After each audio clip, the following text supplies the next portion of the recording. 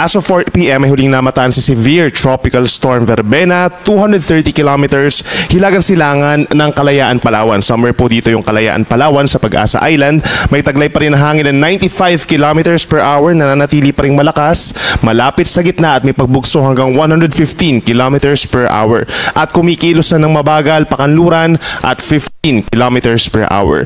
Doon sa may Kalayaan, Palawan, asahan pa rin yung mabagyong panahon, mga pag-ulan at malalakas na hangin dulot ng bagyong Verbena, habang ang mainland Palawan, asahan naman yung epekto ng trough ng bagyo.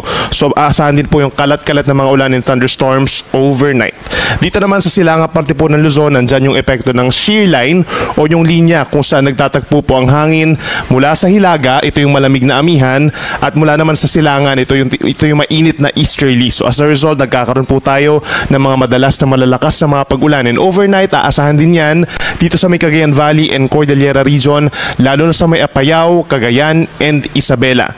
Dito naman sa may Ilocos region and Batanes, may epekto ng northeast monsoon, may kalamigang panahon lalo na bukas ng madaling araw. Paminsan-minsan meron mga light to moderate rains, habang ang natitirang bahagi ng Luzon including Metro Manila down to Visayas and Mindanao, andyan pa rin ang bahagyang maulap hanggang maulap na kalangitan in the next 12 hours na sasamahan pa rin lang ng mga pulupulong pag-ulan at mga localized thunderstorms.